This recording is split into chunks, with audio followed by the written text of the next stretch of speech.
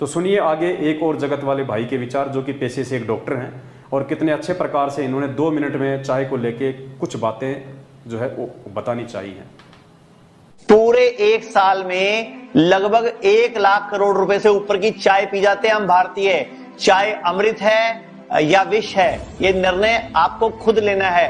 हम कर रहे हैं आज चाय पर चर्चा, तो मैं 5 ऐसे पॉइंट बताऊंगा जिसके बाद आप खुद डिसीजन लेंगे। नंबर 1, 2006 में एक जर्मन स्टडी हुई थी।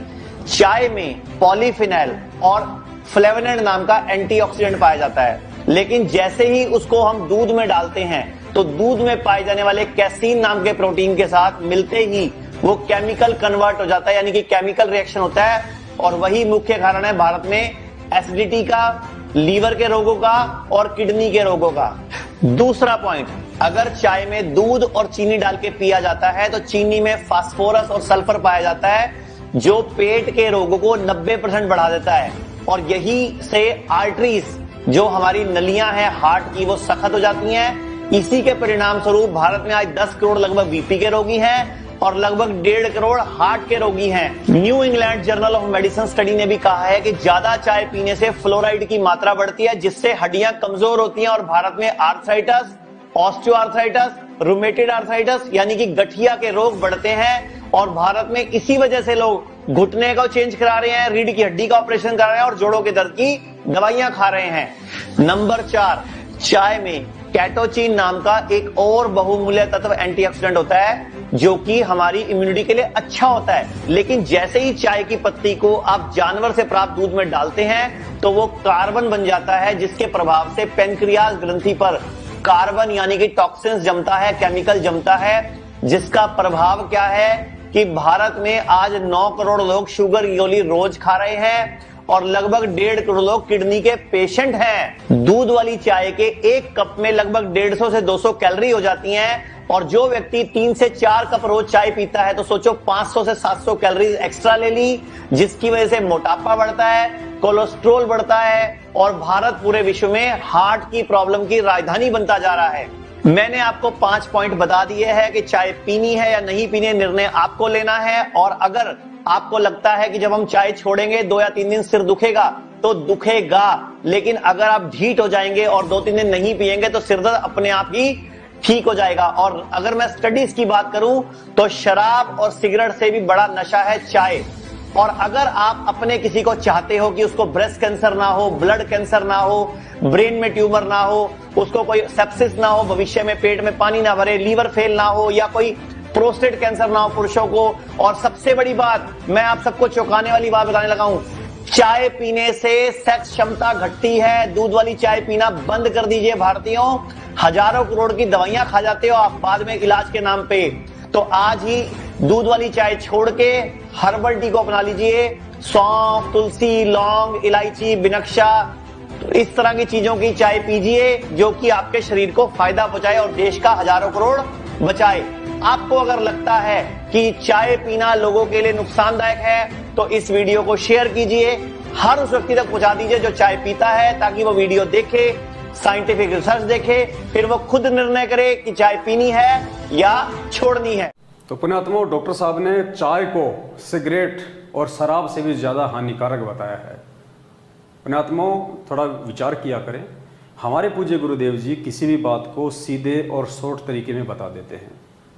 क्यों बताते हैं? क्योंकि गुरुजी हम पे विश्वास करते हैं, गुरुजी हम पे बिलीव करते हैं कि मेरे बच्चे मेरे शब्दों को समझने लग गए होंगे, मेरे बच्चे मेरे संकेतों को समझने लग गए होंगे कि शब्द सैन सतगुरु की पहचान है, वो पावे अटल सुहागर है। जो अपने गुरु के वचनों को, जो सांकेतिक होते हैं, जो संकेत होते हैं, क्योंकि तत्वदर्शी संत के सत्संग सांकेतिक ही होते हैं, कोड वर्ड में होते हैं, इतने आसान नहीं होते हैं। आपको लगेगा जरूर कि ये सीधे हैं। जैसे गरीबदास जी महाराज जी की वाणियाँ हैं, कबीर सागर में परमेश्वर की वाणियाँ हैं, वो हिंदी में लिखी हुई हैं और वो पढ़ने में बहुत ज़्यादा वो सरल लगती हैं, लेकिन जब हम उनके वास्तविक अर्थ के ऊपर जाएंगे, उनके मीनिंग के ऊपर जाएंगे, तो बड़े बड़े शंकराचार्य लोग फेल हो जाते हैं उनके अर्थों को निकालने में। पर्दे के पीछे उनका अर्थ कुछ और निकलता है। तो ऐसे ही हमारे पूज्य गुरुदेव जी के हर सत्संग जो है सांकेतिक होते हैं, इसलिए परमात्मा सीधे और सरल तरीके से बोल के कोई बात को निकल जाते हैं। अब डॉक्टर साहब ने तो इतने ज़्यादा एग्जाम्पल दे के बता दिए क्या नुकसान है, क्या हानि है, कौन कौन से केमिकल हैं, क्या क्या नहीं है। हमारे पूज्य गुरुदेव इनसे भी बड़े डॉक्टर हैं, ये तो उनके पैर के नाखून के बराबर भी नहीं है, क्योंकि परमात्मा कहते हैं दास गरीब तबीब सतगुरु बंदी छोड़ कबीर है। तबीब यानी डॉक्टर, सबसे बड़ा वैद्य, सबसे बड़ा डॉक्टर। और ये परमात्मा आत्मा का भी डॉक्टर है, और ये परमात्मा जो है शरीर का भी डॉक्टर है। परमात्मा ने अपने एक सत्संग में स्पष्ट किया हुआ है कि ये आप समझो कि भाई मैं खाली एक आध्यात्मिक ही डॉक्टर हूं, नहीं। परमेश्वर ने कहा कि परमात्मा उस शरीर के रोगों का भी वैद्य है और आत्मा का भी वैद्य है।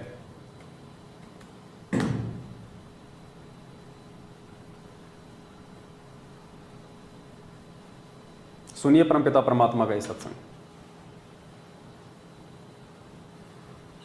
कि कबीर परमात्मा सब रोगों का वैद्य है। शरीर के रोग भी जो हमारे यहाँ लगते हैं और आत्मा के रोग का भी वो वैद्य है। आत्मा का रोग कौन सा है? जन्म और मृत्यु का। और शरीर के रोग हैं, किसी का खांसी होगी, किसी का कैंसर हो जाती है, किसी का अक्षय रोग हो गया, कोई भी किसी प्रकार का रोग है परमात्मा की भक्ति जाप से वो ठीक हो जाता है। तो हमारे जो परमेश्वर हैं, सतगुरु रामपाल जी भगवान हैं, वो दुनिया के सबसे बड़े डॉक्टर हैं। आत्मा के तो डॉक्टर हैं ही हैं परमात्मा, और शरीर के भी डॉक्टर वो ही है, क्योंकि शरीर बनाया ही उन्होंने है। ये मानव शरीर हमारे को काल भगवान ने नहीं दिया, ये मानव बॉडी उस परमेश्वर ने अपनी विशेष रहमत के बलबूते पे हमें दी है, ताकि हम उनकी भक्ति को समझ सके, स्वीकार कर सके, अपना आत्म कल्याण करवा सके।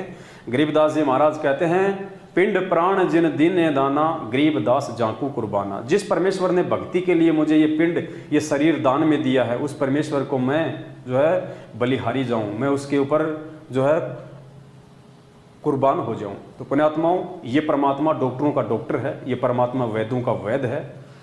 बाकी ये जो छोटे मोटे डॉक्टर हैं, जो MBBS या MD वाले, हमने इनकी छोटी छोटी बातों का सहारा लेना पड़ता है, क्योंकि कुछ बातें ये लोग जो है खोल के बता देते हैं, जो हमारे पूज्य गुरुदेव समय अभाव के चलते जो है नहीं बता पाते हैं। बाकी फिर साथ संगति परमात्मा ने हमारे को इसीलिए तो दी है कि हम उनके ऊपर विचार विमर्श करें, फिर उसके बाद में हम उन पर डिस्कस करें। इसीलिए परमात्मा ने हमारे को ये साथ संगति दी है, और जिसका फ़ायदा आज भरपूर तरीके से भगत समाज जो है वो उठा भी रहा है। आप देखिए सतगुरु रामपाल जी भगवान ने एंड में दयानंद जी के ऊपर सत्संग करते हुए, और परमेश्वर ने चाय को भी एक नशा घोषित कर दिया। जैसा कि राजीव दीक्षित जी ने आपको बताया कि चाय एक नशा है, शराब और सिगरेट से भी ज़्यादा इसके नुकसान हैं। और उधर जो डॉक्टर साहब थे उन्होंने भी आपको काफ़ी अच्छे से बता दिया उसमें कितने प्रकार के केमिकल मिले होते हैं, जो हमारे को कितने प्रकार के डायबिटीज़, एसिडिटी, किडनी के रोग, हमारे लीवर को ख़राब करती है, कितने सारे उन्होंने उसके जो है अवगुण बता दिए। अब सुनिए वेदों के वैद्य, डॉक्टरों के डॉक्टर परमपिता परमात्मा सतगुरु रामपाल जी भगवान के मुख कमल से, जिन्होंने आर्य समाज के संस्थापक दयानंद सरस्वती के ऊपर सत्संग करते हुए कि वो काहे का समाज सुधारक था, भांग वो पीता था, तमाकू वो पीता था, सुल्फा वो पीता था, चाय पीता था। परमेश्वर ने चाय को भांग, तमाकू और सुल्फे के साथ में जोड़ के बराबर की कैटेगरी में खड़ा कर दिया, नशे की कैटेगरी में, अवगुण की कैटेगरी में। जैसे हम भांग पी के भक्ति नहीं कर सकते, चाय हम लोग तमाकू पी के भक्ति नहीं कर सकते, क्योंकि वो हमारे शरीर को जो है वो प्रभावित करेगी, हमारे लीवर को खराब करेगी, हमारी सुषमना नाड़ी को जो है वो अवरुद्ध कर देगी, और शारीरिक रोग हो जाएंगे तो हम भक्ति कहाँ से कर पाएंगे। तो परमेश्वर ने चाय को भांग, तमाकू के साथ में जोड़ के एक नशा घोषित कर दिया। पुण्यात्माओं, ये एक आदेश है, ये वचन हो गया गुरु जी का। जो विवेकी आत्मा होंगी वो इन चीजों को पकड़ लेंगी और परमेश्वर के शब्द पे चलेंगी। और फिर परमात्मा ने कहा कि ये चाय तो हमारे हरियाणा में लगभग 60 साल से प्रवेश हुई है। कब से? 60 साल से। उससे पहले तो लोग दूध, दही, छाछ खाया करते थे। यानी इस जहर को लोग खाली 50-60 साल में हरियाणा में पीने लगे, देश में पीने लगे।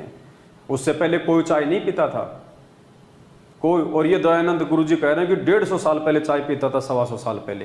काय का समाज सुधारक था ये। इसको परमात्मा ने जो है नशेड़ी की संज्ञा दी है एक सत्संग में। तो पुण्यात्माओं, परमेश्वर के इस वचन के अनुसार चाय का भी उतना ही भक्ति मार्ग में नुकसान है जितना भांग और तंबाकू का है। अब आप कहोगे यार गुरुजी ने ये बातें हमारे को मतलब मना क्यों नहीं किया, गुरुजी ने नियमों में क्यों नहीं लिखा?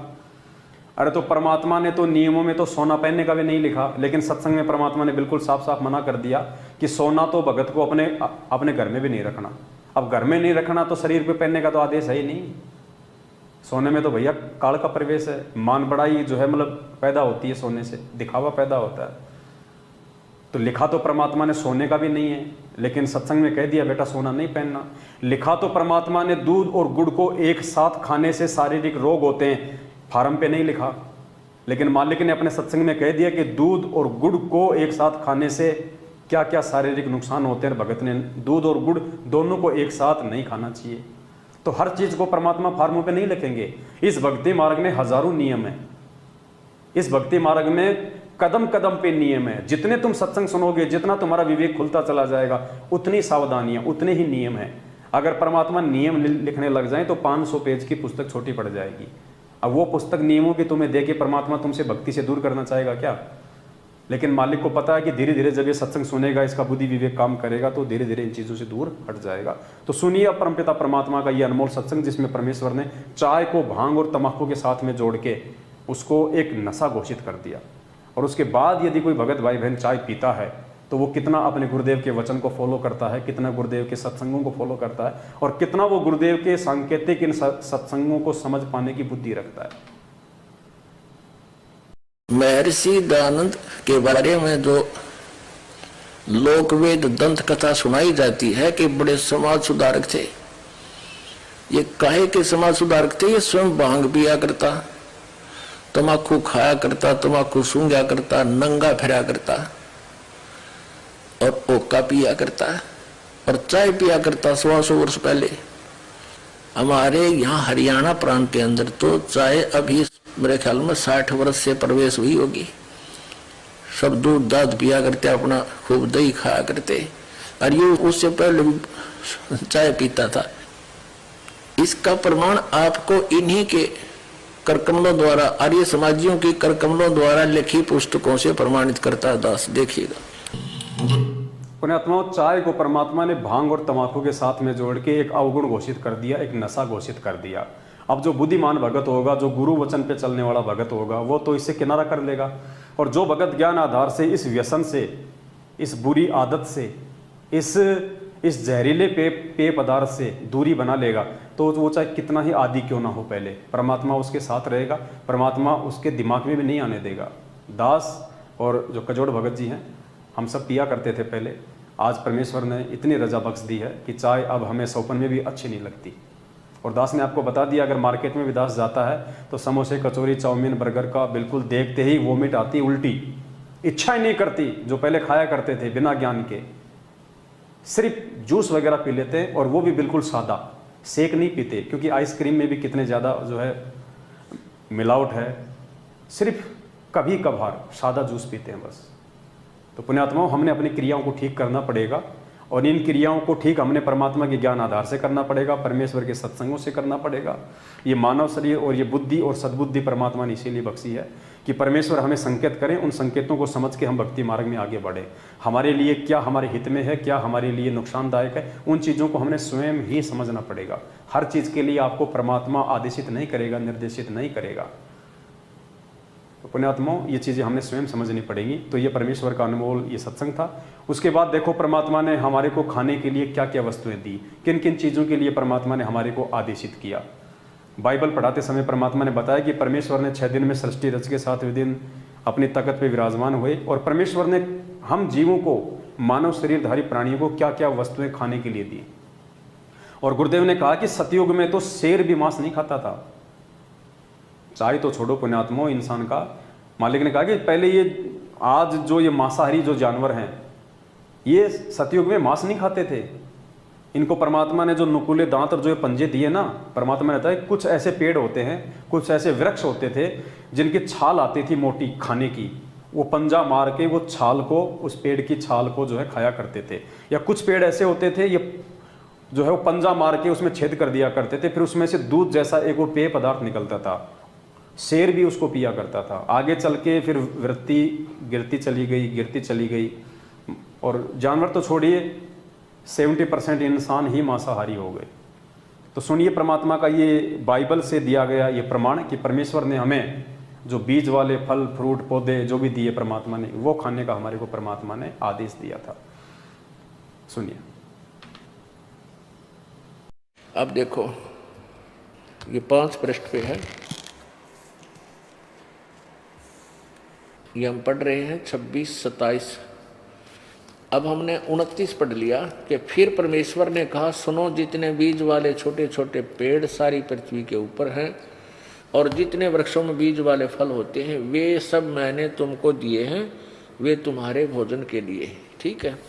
अब आगे देखो 30 नंबर श्लोक में, और जितने पृथ्वी के पशु और आकाश के पक्षी और पृथ्वी पर रेंगने वाले जंतु हैं जिनमें जीवन का प्राण है, उन सब के लिए सबके खाने के लिए सब हरे हरे छोटे पेड़ दिए हैं। और वैसा ही होगा। किसी पशु पक्षी को भी एक दूसरे का मांस खाने का आदेश परमात्मा का नहीं है। अपने आत्मा जब सृष्टि प्रारंभ हुई, सतयुग के अंदर शेर भी मांस आहार नहीं करते थे, एक दूसरे को नहीं खाते थे। अब इनके पंजे वगैरह इसलिए दिए हैं ऐसे मजबूत। पहले ये क्या करते थे, वृक्षों की जैसे आपने किक्कर देखी होगी, बबूल के पेड़ का इतना मोटे मोटे गोंद लग जाता, गोंद, और वो बहुत ही पौष्टिक आहार होता है। तो शेर उनको खाते थे। या जैसे कुछ ऐसे पेड़ हैं जिनमें से दूध निकलता है, उसको थोड़ा सा पंजा मार कर पाट दे तो उसमें से दूध बह निकलता है। इस तरह के आहार किया करते थे। बाद में समय गिरता चला गया और इन्होंने ऐसे एक दूसरे को खाना प्रारंभ कर दिया। मनुष्य मांस नहीं खाते थे, बिल्कुल छूते भी नहीं थे। एक आधा दुष्ट आत्मा दूसरी बात हो तो प्रत्येक युग में होता ही है। और अब देख लो इंसान भी मांस खाने लग गए, इसको बाढ़ को। वैसे भी कोई आप देखो, कोई कुत्ता मरा पड़ा हो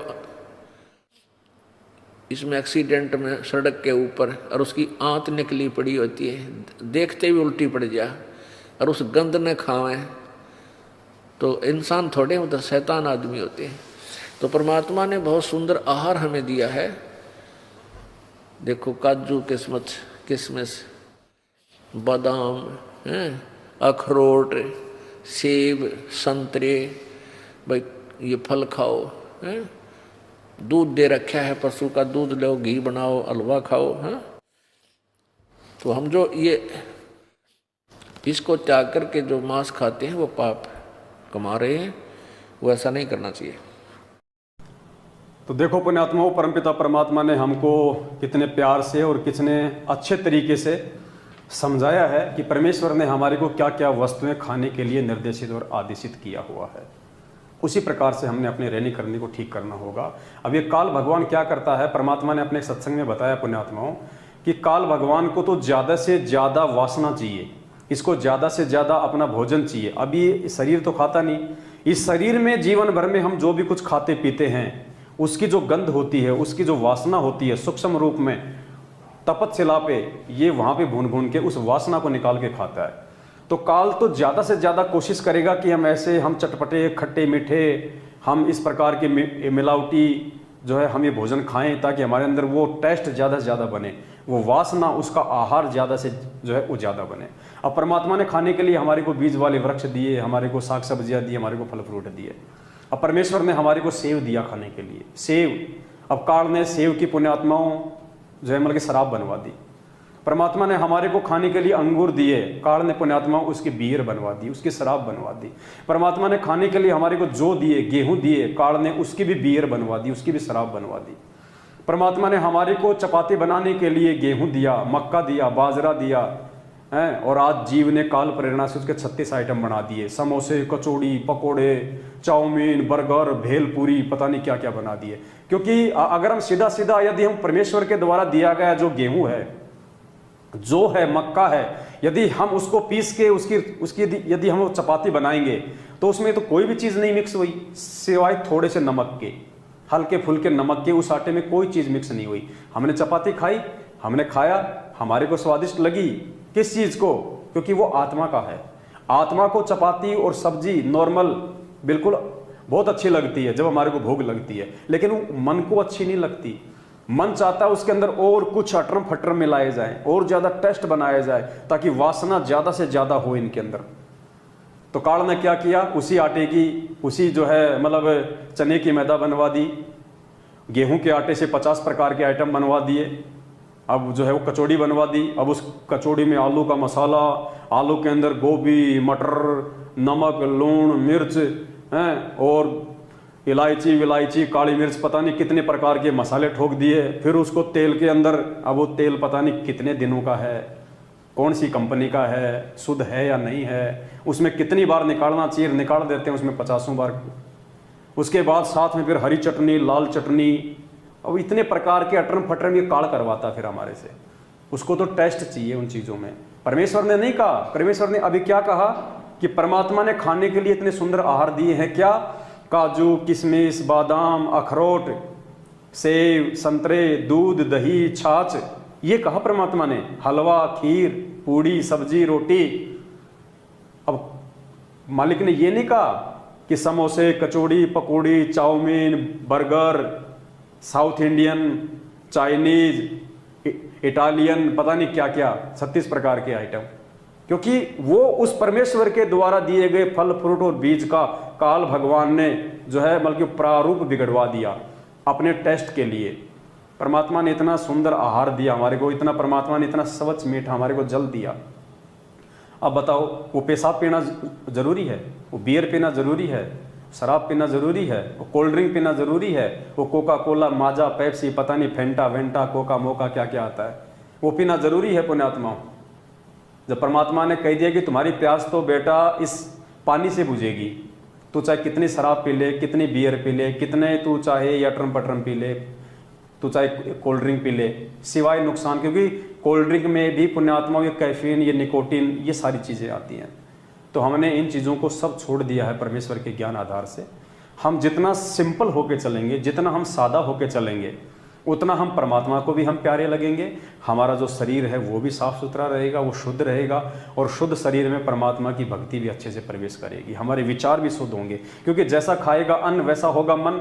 यदि हम समोसे, कचौड़ी, पकौड़ी, ये चटपटा, यदि हम ये राजसी और तामसी भोजन खाएंगे तो हमारे विचार भी ऑटोमेटिक वैसे होंगे। यदि हम सादा भोजन खाएंगे, सब्जी, पूरी, हलवा, खीर, छाछ, दूध, दही, तो ये जो बल्कि सात्विक भोजन है। अब सात्विक भोजन खाएंगे तो हमारे विचारों में भी शीतलता आएगी, हमारे सोच विचार, हमारा बोलचाल भी वैसा ही हो जाएगा। आत्मा को भी अच्छा लगेगा, शरीर को भी अच्छा लगेगा, कोई रोग भी नहीं होगा। तो पुण्यात्माओं, जैसा खाएंगे अन्न वैसा होगा मन, जैसा पिएंगे पानी वैसी होगी वाणी, और इसी खान पान का हमारी भक्ति के ऊपर सीधा असर पड़ेगा। अब देख लीजिए आप जी क्या करना चाहते हैं, क्या नहीं करना चाहते हैं। हमने परमात्मा खुश करना है या हमने काल को खुश करना है, और हमने अपने शरीर को स्वस्थ रखना है, या फिर ये राजसी और तामसी भोजन खा के हमने अपने शरीर की वृत्ति को बिगाड़ना है। आपको क्या शुद्ध मिलेगा? कुछ भी शुद्ध नहीं है। यहाँ तक कि आप जो घर पे खाते हैं ना, उसमें भी यूरिया, पेस्टिसाइड, केमिकल कितना मिला होता है। तो ये तो हो गई हमारी एक मजबूरी। हम जो भगत हैं, भगतों ने तो यूरिया खाद का यूज नहीं करना अपने खेतों में। भगत ने फसलों में कोई दवाई नहीं छिड़कनी, कोई केमिकल नहीं छिड़कना, कोई पेस्टिसाइड, कोई कीटनाशक नहीं छिड़कना। भगवान पे विश्वास रखेंगे, मालिक की ज्योति या पाठ का संकल्प करके यदि हम अपनी खेती करेंगे, अपने खेत में जो है बीज की जो है मतलब बुआई करेंगे। पुण्यात्मा, परमात्मा धरती पे है। आज से पहले हम क्या किया करते थे? ये तो अभी आके सारा काम बिगड़ा है। लोगों ने खेती बाड़ी को भी अपना व्यापार बना लिया, वरना पहले के लोग केवल अपने घर के लिए ही अनाज पैदा किया करते थे, बेचने के लिए नहीं किया करते थे। आज तो लोगों ने दूध दही को भी बेचने के लिए अपना व्यापार बना लिया। अनाज भी लोग अपनी आवश्यकता से ज़्यादा उत्पन्न करते हैं, मतलब धंधे के रूप में ले लिया। अब ज़्यादा से ज़्यादा अनाज पैदा करने के लिए क्या करते हैं? यूरिया ज़्यादा से ज़्यादा ठोकते हैं, कीटनाशक, पेस्टिसाइड्स ज़्यादा से ज़्यादा देते हैं फसलों में। दास ने देखा तो नहीं, लेकिन सुनने में आता है रात को घिया होती है इतनी सी, उसमें फिर इंजेक्शन लगा देते हैं, रात को सुबह वो 1.5 फुट की हो जाती है। अब बताओ पुण्यात्मा, वो जहर हम खा रहे हैं, साग सब्जियों में भी मिलावट हो गई, हर चीज़ में। दास ने एक दिन देखा था, ये जो पालक आता है, ये जो धनिया आता है, ये जो पुदीना है, ये बिल्कुल मतलब बिल्कुल मुरझाया हुआ था, बिल्कुल बेबस मुरझाया हुआ, मरा हुआ।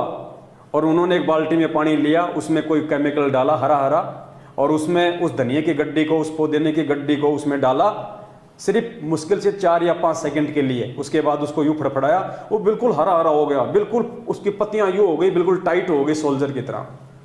अब बताओ, वो केमिकल हम खा रहे हैं, बासा सड़ा हुआ भूसा हुआ केमिकल युक्त हम खा रहे हैं। तो कोशिश करो पुण्यात्माओं, आप जितने भगत भाई बहन हैं, आप यदि कोई किसान हैं, अपने खेत में यदि आप इस प्रकार से अपना अन्न पैदा करते हैं, तो आप जी परमात्मा के आशीर्वाद से, मालिक पे विश्वास करके, हम मर्यादा में हैं, परमात्मा के बच्चे हैं, परमात्मा क्या नहीं कर देगा। परमेश्वर तो बिना अन्न के फसल दे दे हमारे को। एक सत्संग में यहाँ तक कह दिया भगवान ने कि तुम्हारे घर में दो दाने नहीं होंगे, 2 दाने, सुबह तुम्हारी रसोई में अनाज का मटका भरा हुआ मिलेगा। बताओ कहाँ खेती बाड़ी, कहाँ हमने सब्जी उगाई, कहाँ हमने बीज डाला। तो ये परमात्मा जो चाहे सो कर दे, सतगुरु जो चाहे सो कर ही, भरम पड़ो मत कोई, सेव धड़ पे सी चढ़ाया पाछा करी रसोई। इस पे केवल विश्वास करने की आवश्यकता है। तो हम परमात्मा के वचन पे चले, हम यूरिया और पेस्टिसाइड को ज़्यादा महत्व ना दें। आपके घर पे यदि कोई गाय भैंस बैल हैं, तो आप जी उनका जो खाद है, जो गोबर है, वो आप अपने खेतों में दें, ताकि हम भी शुद्ध खाएं, दूसरों को भी हम शुद्ध खिलाएं। क्योंकि हमें क्या कहा परमात्मा ने कि भगत को मिलावट नहीं करनी है। अब हमने समझ लिया कि मिलावट का मतलब है, यदि हम कोई पानी का काम करते हैं तो पानी में मिलावट मत करो, हम यदि कोई दूध का काम करते हैं तो दूध में पानी मत मिलाओ। नहीं, हम बीज में यूरिया डाल रहे हैं, पेस्टिसाइड डाल रहे हैं, कीटनाशक डाल रहे हैं, क्या वो मिलावट नहीं है? परमात्मा हर चीज़ को खोल के नहीं बताएगा। कुछ चीज़ें फिर हमने साथ संगति से, अपनी बुद्धि विवेक से समझनी पड़ेंगी।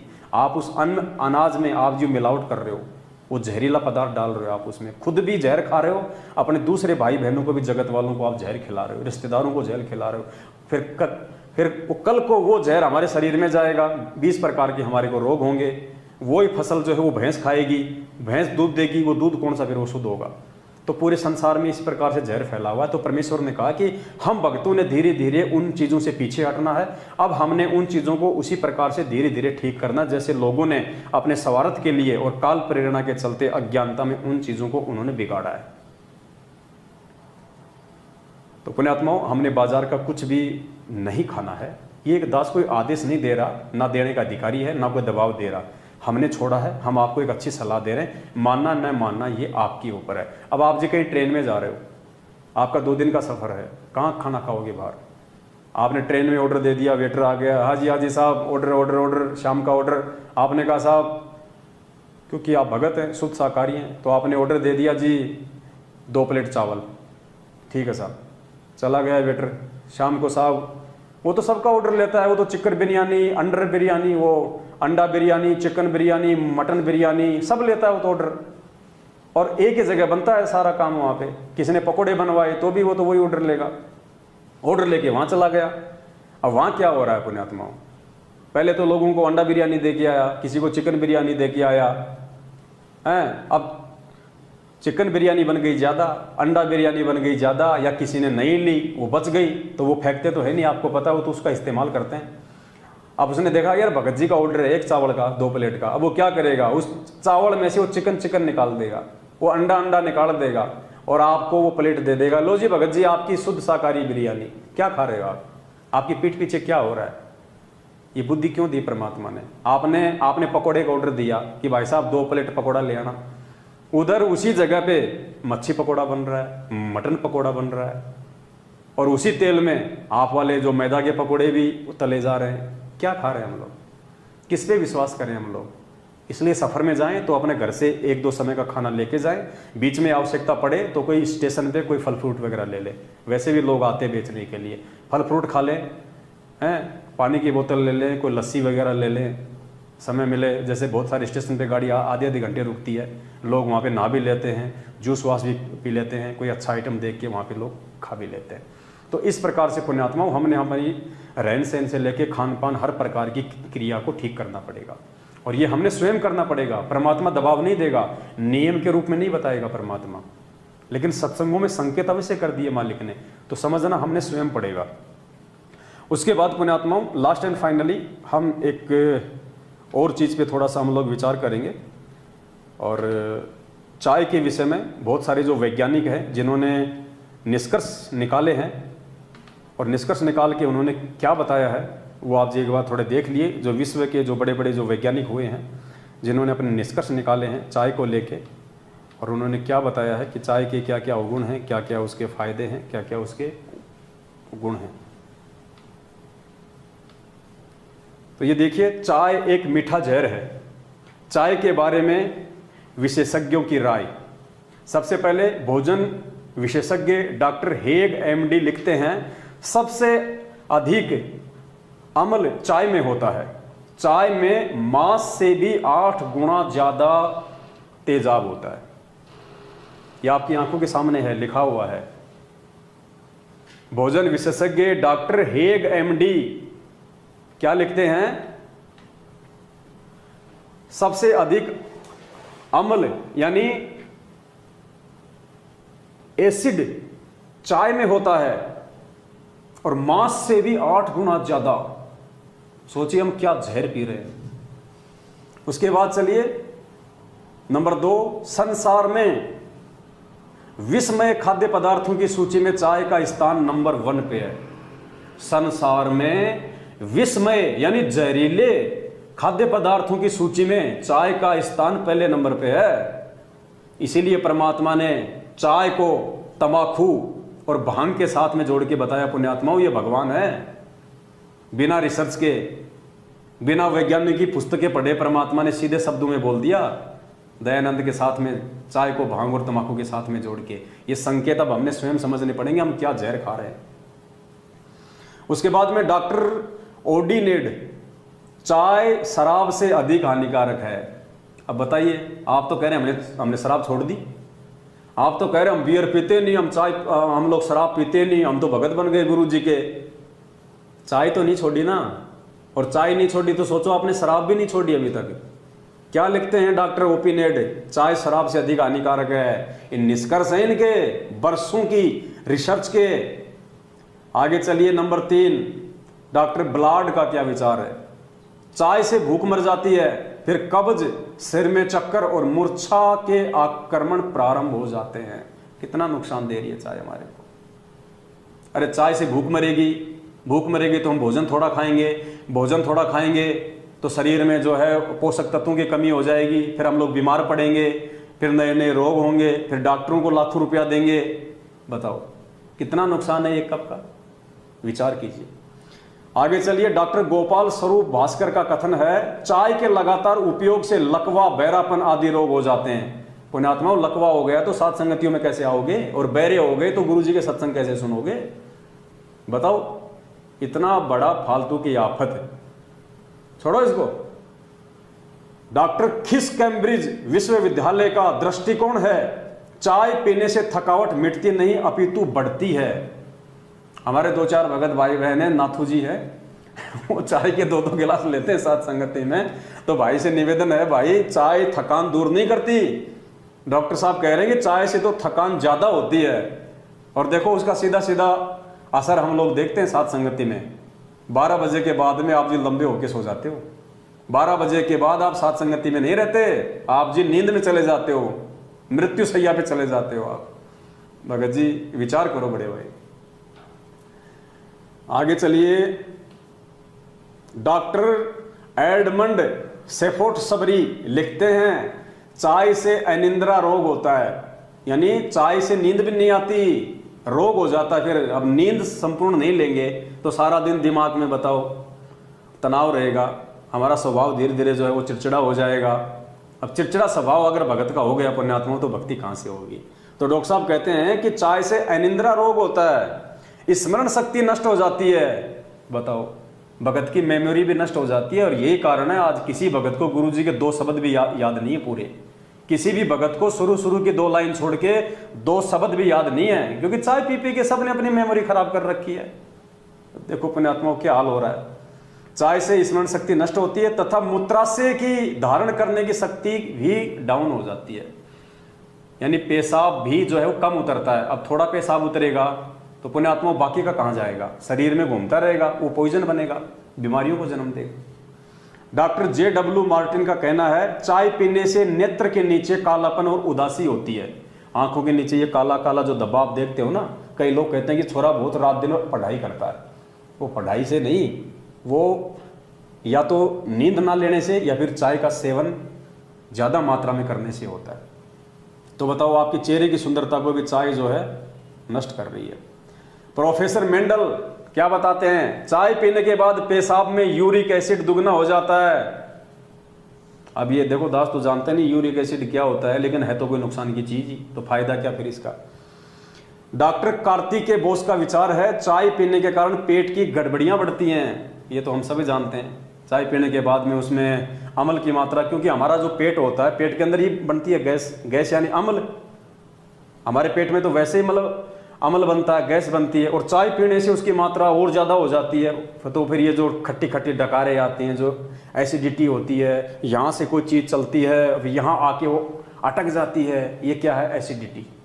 अब बताओ, भगत कहाँ से मंत्र जाप करेगा, बेचारा सतनाम का सुमन कर रहा है, उधर से आया ऊपर से, यहाँ के अटक गया, खट्टा खट्टा लगा, कहाँ से बेचारा मंत्र करेगा। तो पुण्यात्मा, छोड़ो इन रोगों को। और डॉक्टर लीला क्लाइस्ट लिखते हैं, बच्चों को चाय पिलाना शराब से भी अधिक हानिकारक है। ये लो जी, आप तो खुद ही नहीं, आप तो अपने बच्चों को भी चाय पिला रहे हो भक्तों। अरे जगत को तो ज्ञान नहीं है, जगत के ऊपर तो कोई प्रतिबंध नहीं लग सकता, क्योंकि उनके ऊपर मालिक का आशीर्वाद नहीं है, उनको कोई बताने वाला नहीं, कोई समझाने वाला नहीं, समझाए तो उसके शब्दों का असर नहीं होगा। जगत तो बेचारा पी सकता है चाय, लेकिन हम भगत क्या कर रहे हैं, क्या कह रहे हैं डॉक्टर साहब, बच्चों को चाय पिलाना शराब से भी अधिक हानिकारक है। अगर बच्चों के लिए चाय पीना मतलब शराब पीना, तो बड़े के लिए कम से कम बियर तो मान लो, तो नुकसान तो हो रहा है ना।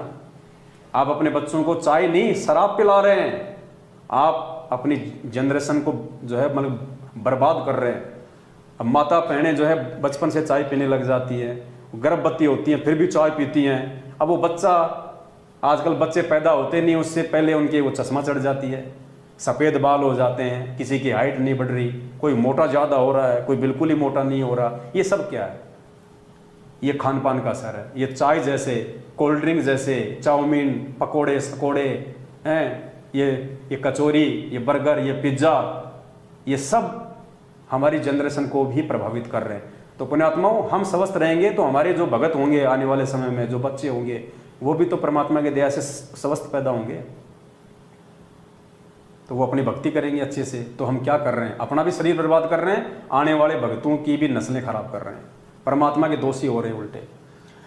डॉक्टर गिस्मैन अमेरिका का कहना है, क्या कह रहे हैं डॉक्टर गिस्मैन जी, दिन में 3 प्याले से मांसपेशियों में खिंचाव, स्नायु रोग, चिंता, भय, हृदय कफ तथा मस्तिष्क के रोग होते हैं। ये लो जी, बताओ, चाय पीने से आदमी में डर बैठ जाता है, शरीर में कंपी शुरू हो जाती है, मांसपेशियों में खिंचाव शुरू हो जाता है। कई कहते हैं यार बादल हो गए, मेरा तो शरीर दुख रहा है। अरे बादलों से नहीं दुख रहा, वो तेरे चाय दुखा रही है, वो चाय का जो कनेक्शन बादलों से हो गया फिर। तो पुण्यात्मा, दुनिया जिनको ज्ञान नहीं है, तत्व ज्ञान, और वो लोग भी चाय को जहर बता रहे हैं, चाय को शराब बता रहे हैं, शरीर के लिए जो है मतलब रोग उत्पन्न करने वाली वस्तु बता रहे हैं। और उल्टा हमारे गुरुजी ने तो सीधे सीधे शब्दों में कह दिया, हम इनकी बात ना माने, कोई महत्व नहीं इनकी बातों का। लेकिन हमारे बाप ने बोल दिया कि वो भांग पीता था, वो सुल्फा पीता था, वो तम्बाकू खाता था, वो चाय पीता था। चाय पे जोर दिया परमात्मा ने, भांग पे इतना नहीं दिया। मतलब भांग से भी ज्यादा हानिकारक होगी भगत के लिए। तो हमने तो अपने गुरु वचन पे चलना है। गुरुजी ने, अगर कल को गुरुजी ने बोल दिया कि रोटी भी नहीं खानी बेटा, तो नहीं खानी तो नहीं खानी, चाहे उसमें जहर हो चाहे उसमें अमृत हो, हमने गुरु वचन पे चलना है। और कहते भाई जो गुरु वचन पे डट गए कट गए फंद 84 के, भाई जो गुरु वचन पे डट गए कट गए फंद 84 के। तो पुण्यात्माओं, ये कुछ बातें थी जो परमात्मा जी के आशीर्वाद से दास ने आपके सामने रखी हैं। अगर ये चीज़ें बताने में दास से कहीं कोई त्रुटि हुई हो तो दास अपने परमपिता परमात्मा से क्षमा प्रार्थी है, और आप सभी भाई बहनों से भी दास माफ़ी चाहेगा। एक बार फिर से परमात्मा दया बख्शेंगे तो एक नई वीडियो के साथ में आपके सामने हाजिर होंगे। तब तक के लिए सत साहिब, बंदी छोड़ सतगुरु रामपाल जी भगवान की जय हो। सत साहिब।